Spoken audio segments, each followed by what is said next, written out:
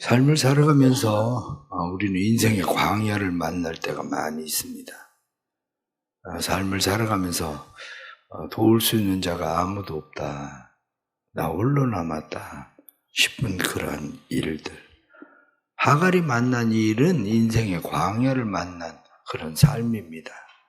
삶에 억울하고 앞뒤 막히고 답답하고 사회의 문화적인 그런 배경이 그렇다 해도 어떻게 차마 아버지가 아들을 버릴 수 있을까 싶은 그런 상황을 만난 겁니다. 하갈의 이야기를 우리가 보려면 창세기 16장의 말씀과 함께 말씀을 봐야 됩니다. 창세기 16장에 하나님께서 아브라함에게 하갈을 통해서 이스마엘이라는 아이를 주시게 되죠.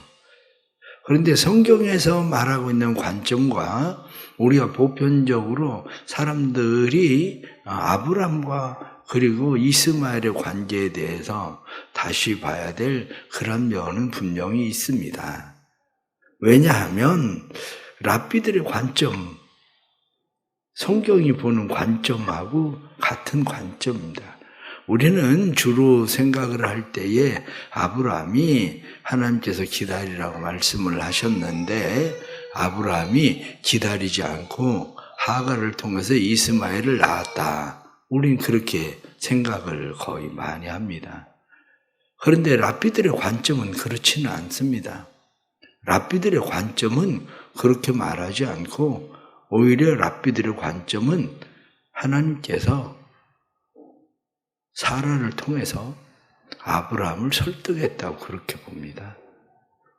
즉 아브라함이 기다리지 못해서 아이를 이스마엘을 낳은 게 아니라 아브라함이 하나님의 뜻이라면 하갈을 통해서 아이를 낳겠습니다. 그리고 낳았다고 보는 관점입니다. 왜 성경을 그렇게 랍비들은 보고 있는가 하고 이야기할 때 그것을 랍비들은 명확하게 이야기합니다.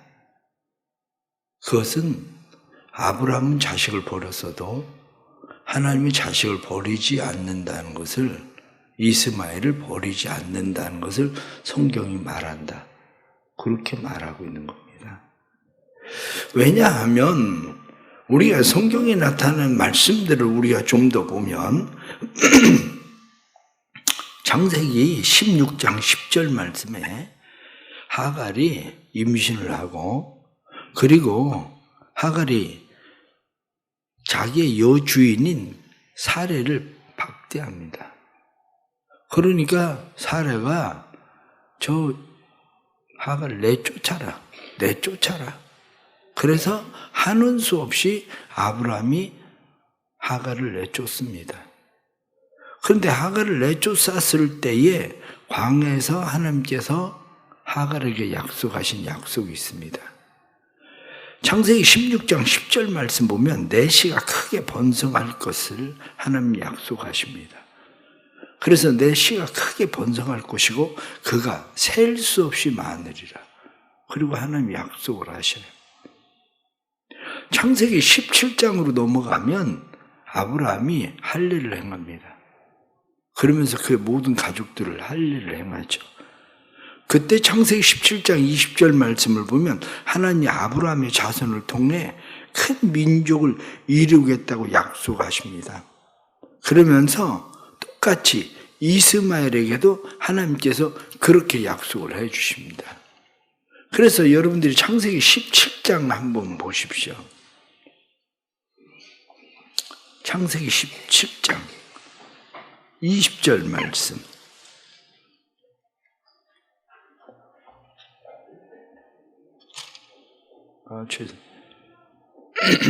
창세기 17장 20절 다 같이 시작. 이스마엘에 대하여는 내가 내 말을 들었나니 내가 그에게 복을 주어 그를 크게 번성하게 할지라. 그가 12두령을 낳았습니다. 내가 그 말씀을 보면 내가 내 말 들었다 그러면서 내가 그에게 복을 주겠다. 생육하고 번성하게 할 거다. 12두령을 낳을 거다. 큰 나라를 이루게 할 거다. 하나님께서 약속의 자녀가 아니었다면, 하나님께서 원하시던 자녀가 아니었다면 이스마엘을 그렇게 축복하지 않았을 거라고 보는 거예요. 또 오늘 성경 본문에 나타나는 말씀을 보십시오. 오늘 성경 본문에 나타난 말씀 20절 말씀에도 뭐라고 되어 있습니까? 오늘 21장 20절 다 같이 봅니다. 21장 20절 다 같이 시작. 하나님이 그 아이와 함께 계심에 그가 장성하여 광야에서 거주하며 활 쏘는 자가 되었더니, 말씀을 보니까 하나님께서 그 아이와 함께 계심에 하나님이 함께 하셨다는 거예요. 이스마엘이라는 이름의 뜻이 무슨 말입니까? 이스마엘의 뜻이 하나님이 들으심, 그게 이스마엘입니다. 그 이름의 뜻이. 사무엘의 뜻이 무슨 말입니까? 한나가 사무엘을 낳았을 때 그 이름을 사무엘이라고 하거든요. 사무엘도 하나님이 들으심이에요. 같은 말이에요. 이스마엘하고 사무엘하고 같은 말이에요. 그렇기 때문에 사무엘, 여호와께 구하여 하나님이 들으셨다. 이게 사무엘이거든요. 그런데 한나가 기도하고 하나님이 들으심, 그 이스마엘이에요. 그러니까 결국엔 성경이 우리에게 말씀하고 있는 것은 창세기 27장 10절 말씀에 내 부모는 나를 버렸으나 여호와는 나를 영접하시리니, 그렇게 말한 것처럼 아브라함은 자식을 버렸어도 하나님은 그 자식을 품으셨다는 거예요. 그 자식을. 오늘 성경의 말씀을 드리려고 하는 것은 우리가 이해해야 되는 게 바로 그거예요. 세상이 다 나를 버린 것 같아도 하나님이 나를 들으심, 하나님이 나를 품으심. 그것은 어디에 있느냐? 그것은 눈물의 기도에 있다는 거예요. 눈물의 기도. 하갈이 임신을 해서 광야로 쫓겨나서 그곳에서 눈물의 기도를 할 때 하나님께서 눈물의 기도를 들으심. 뿐만 아니라 아브라함으로부터 하갈이 쫓겨나서 이스마엘을 데리고 광야에 나가서 부르짖어 하나님 앞에 기도할 때 하나님의 들으심. 우리의 인생이 원래 세상으로부터 우린 버려진 사람들처럼 된다는 거. 그래도 우리를 들으시고 우리를 보시는 분이 누구냐? 그분이 하나님이라는 거예요. 하나님께서 우리의 삶의 눈을 밝히셔야 하나님이 우리의 삶을 회복시키신다는 거예요. 그래서 오늘 여러분들과 함께 몇 가지 말씀을 드리려고 하는 것은 다름이 아니라 인생은 원래 그런 겁니다. 이삭, 이렇게 이야기하면 이삭은 웃음이라는 이야기거든요. 웃음. 그런데 이스마엘은 왜 쫓겨납니까? 하나님께서 이삭을 주셨다는 얘기는 사라에게 웃음을 주셨다는 거거든요. 네가 장막에서 웃었다. 내가 어떻게 나이가 90살인데 아이를 낳으리요? 그래서 웃었다고 해서 그 이름을 이삭, 웃음이라고 지은 거예요. 그런데 그것이 너의 웃음이 될 거다. 너는 내가 말할 때 나를 비웃었지만 그것을 나는 진짜 웃음으로 만들어 주겠다. 그래서 그 이름이 이삭이에요. 그런데 이스마엘은 왜 쫓겨납니까?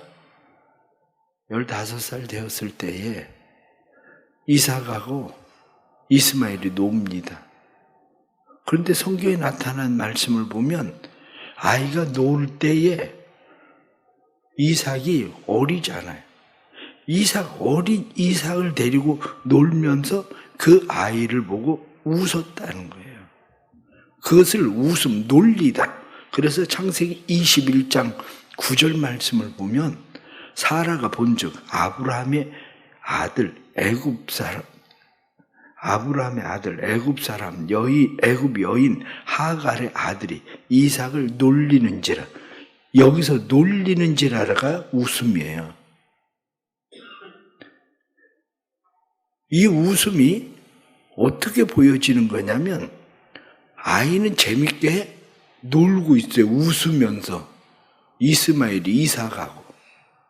그런데 지금 엄마는 그 웃음을 볼 때에 사라는 어떻게 보냐면 이스마엘이 내 아이를 비웃고 놀린다고 생각을 한 거예요. 놀렸다. 내내 같은 웃음인데 놀리는 것으로 보이는 거죠. 삶에 우리의 일들이 그래요. 보는 관점.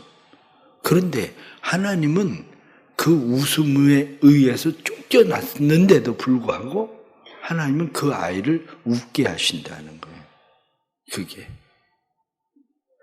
그러면 성경에 나타나는 이런 말씀들을 보는 관점들을 우리가 많이 보게 되는데 샤갈이라는 사람이 그 그림을 그릴 때에 이삭의 희생이라는 그림을 그립니다. 이삭의 희생이라는 그림을 그릴 때에 아브라함이 그 아들 이삭을 모리아산에서 잡는 그림을 그려요. 근데 거기에 그림에 끼어드는 사람이 있어요. 저 어둠 구석에 한 여자가 울고 있는 여자가 있어요. 그 울고 있는 여자가 누구겠어요? 모리아산에 쫓아오지는 않았지만 울고 있는 여자. 그 여자가 사라라는 거예요. 그게. 그 사라의 눈물이 누구의 눈물하고 통한 거냐면 하갈의 눈물하고 통하는 거예요. 아브라함에 대해서도 어떻게 성경을 보는 관점이 있느냐면 하나님이 아브라함에게 아들 이삭을 내놔라. 그럴 때에 아브라함의 마음에 진짜 피눈물이 나요. 진짜 피눈물이. 그거는 자기 아들 이삭을 자기가 품고 있기 때문에 이스마엘을 내보낼 때는 피눈물을 안 흘린다는 거예요. 그런데 하나님께서 그에게 피눈물이 나는 하갈의 눈물이 무엇인가를 알게 하는 이삭을 내놔라. 바쳐라. 그럴 때야 비로소 눈물이 난다는 거예요. 그래 결론적으로 여러분들에게 말씀을 좀 드리면 그렇습니다. 오늘 성경 본문 말씀을 통해서 우리가 무엇을 배워야 되냐면 우리를 살피시는 하나님을 배워야 되는 거예요. 광야가 어디냐? 이렇게 얘기하면 광야는 하나님을 만나는 곳이에요. 광야에서 하나님을 만나지 못하면 고생만 하는 곳이에요. 우리의 인생의 광야를 만났을 때에 그곳에서 하나님을 만나면 길이 열리는데 하나님을 만나지 못하면 고생만 하는 거예요. 지금 우리가 살고 있는 곳이 내가 서 있는 곳이 지금 어딘가를 보세요. 내 자녀가 서 있는 곳이 어딘가를 보세요. 그 서 있는 곳이 광야라고 생각할 때에 그곳에서 눈물을 흘릴 수 있느냐 없느냐의 문제예요. 진짜 눈물을 흘리면 하나님을 만날 수 있지만 진짜 눈물을 흘리지 못하면 하나님을 만나지 못하고 눈물만 흘리는 고생이 된다는 거예요. 그게. 그래서 광야는 하나님이 기다리시는 곳. 광야는 하나님이 시작하시는 곳. 광야는 하나님이 만나주시는 곳. 그것이 바로 광야입니다. 광야는 길을 여시는 곳. 광야는 그 눈물에 무지개를 보게 하는 곳. 그게 광야인 거예요. 그러니까 우리의 인생이 지금 힘들고 어려울 때에 이 광야에서 내가 해야 되는, 내가 선택해야 되는 것이 뭐냐? 이 문제예요. 내가 선택해야 되는 것은 뜨거운 태양을 볼 것인가? 하나님을 볼 것인가? 바로 여기에 있습니다. 광야에서 울 것인가 포기할 것인가? 하나님 앞에서 울 것인지 아니면 어차피 죽을 건데 그리고 포기할 것인지. 우리의 광야에서 생각을 해보면 우는 것 말고는 더 이상 할 방법이 뭐가 있습니까? 우리가 살고 있는 세상 한마디로 가불이 완전 정해져 있어요. 그런데 의를 만난 사람이 그 광야에서 할 수 있는 게 뭐가 있습니까? 우는 것밖에. 그런데 그 울음이 하나님을 만날 수 있는 울음인지 아닌지의 문제예요. 광야를 만났을 때 하나님 앞에 울면 약속을 만납니다. 하갈이 만난 것처럼 하나님의 약속을 만나요. 그래서 하나님의 약속을 받는 그러한 사람은 하나님이 여시는 샘물을 발견합니다. 하나님의 길을 발견합니다. 우리는 세상을 살고 있으면서 이 세상에서 하나님이 이삭의 하나님만이 아니라 하나님이 이스마엘의 하나님이라는 것도 발견하는 거예요. 왜 하나님은 이삭의 하나님인가만 우리는 생각을 하고 있지만 성경은 하나님은 이삭의 하나님만이 아니라 하나님은 이스마엘의 하나님이다. 그 얘기하고 있는 거예요. 버려진 사람이 하나님이시다. 성경이 말씀하고 있는 것은 결국 사는 방법이 뭡니까? 사는 방법은 기도하는 겁니다. 광야에서 눈물의 기도. 특히 자녀를 위해서 기도하십시오. 자녀를 위해서 눈물의 기도를 흘리지 않으면 자녀는 버려진 마치 타조가 알을 낳고 부화되고 나면 돌보지 않는 것처럼 우리의 인생이 그렇게 버려진 인생이 됩니다. 그러나 하나님을 만나면 내가 하나님을 만나는 눈물의 기도를 흘리면 내 자녀들이 하나님을 만나는 은혜가 생겨요. 하나님의 약속의 자녀가 되는 은혜가 생겨요. 세상 사람들이 볼 때는 버려진 것처럼 보여져도 하나님은 그렇게 말씀하지 않아요. 그도 큰 민족이 될 거다. 그와 함께 계셨다. 성경에 말씀한 것처럼 하나님이 함께 하시고 하나님께서 큰 민족을 이루시는 은혜를 주시는 거죠. 그래서 우리는 하나님을 뭐라고 이야기하느냐? 살피시는 하나님. 살피시는 하나님이 뭔데요? 여호와 로이예요. 그게 여호와 로이. 하갈이 하나님 앞에 창세기 16장에 통곡하고 기도할 때에 하나님이 하갈을 만나 주셨을 때에 하갈이 여호와 로이, 나를 살피시는 하나님, 내 기도를 들으시는 하나님, 그렇게 말하는 거죠. 그것을 우리는 출애굽기 2장 24절 말씀 보면 하나님 이스라엘 백성이 애굽에서 고통당함에 부르짖던 소리를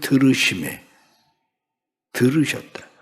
출애굽기 3장 9절 말씀에 이제 가라 이스라엘 자손의 부르짖음이 내게 달하였고 애굽 사람이 그들을 괴롭게 하는 학대도 내가 보았으니 학대도 내가 보았다. 내가 살핀다. 보시는 하나님, 돌보시는 하나님, 책임지시는 하나님, 그 하나님이 광야에서 하갈이 만난 하나님이다. 그 하나님이 하나님께서 우리의 삶에도 이런 은혜 주시길 바랍니다. 사람만 웃게 하는 것이 아니라 하갈도 웃게 하신 하나님, 하갈의 기도를 들으신 하나님, 한나의 기도를 들으신 하나님. 한나의 기도에 대해서는 다른 관점에서 설교를 할 거예요. 전혀 다른 관점에서. 우리가 주시는 이런 말씀들 좀 더 잘 생각하고 오늘 이 새벽에는 눈물 있는 기도가 되기를 바랍니다. 여러분의 눈물 속에서 무지개를 볼 수 있기를 축복합니다. 눈물의 기도 속에서 하나님의 약속을 보는 은혜가 있어지기를 간절히 바랍니다. 기도하겠습니다. 하나님 아버지, 광야에 버려진 인생인데 광야에 버려진 인생인 줄 알았더니 오히려 하갈이 하나님 앞에 눈물로 기도했더니, 통곡하고 기도했더니 하나님께서 하갈을 그 기도를 들으시고 아이에게 약속하시던 것처럼 때로는 우리의 자녀들이 버려진 인생 같은, 세상에서 광야에 내에 던져진 것 같은 그런 자녀들의 모습을 봅니다. 그러면서도 우리는 한숨만 쉬지 하나님 앞에 눈물의 기도를 드리지 않습니다. 우리가 타주인가 하는 생각이 들어갈 정도로 우리의 마음은 애통함이 없습니다. 광야에서 뜨거운 태양은 보지만 광야에서 하나님을 만나지 못합니다. 광야는 하나님이 우리를 기다리시는 곳이고 광야는 하나님이 시작하시는 곳인데, 광야에는 길이 없는 것 같은데 길이 있는 곳이고 광야에는 샘이 없는 것 같은데 샘물 나게 하시는 곳인데 여전히 그것을 우리는 깨닫지 못하고 살아갑니다. 주님, 우리의 마음에 눈물의 기도를 주옵소서. 우리의 버려진 인생, 광야에서 고생만 하는 것이 아니라 하나님을 만나는 경험, 하나님의 약속을 받는 경험, 하나님의 음성을 듣는 경험, 하나님이 함께 하시는 여호와 로이의 경험이 살피시는 하나님을 보게 되는 은혜가 일어나도록 도와주옵소서.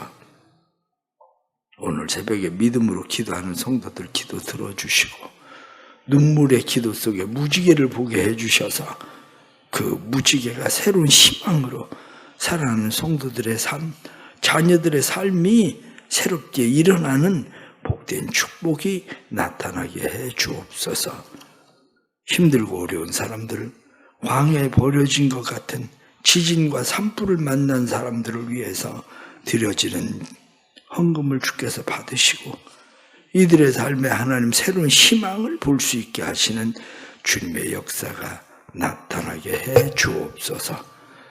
지금은 우리 주 예수 그리스도의 은혜와 아버지 하나님의 크신 사랑과 성령의 감화, 감동, 교통하시며 충만하심이 사랑하는 모든 성도들이 함께 하셔서 광야에 버려진 것 같은 삶 속에 눈물의 기도가 있게 해주시고 눈물의 기도를 통해 하나님의 약속을 새롭게 받는 믿음의 역사가 우리 사랑하는 성도들의 삶에 일어나기를 간절히 축원하옵나이다.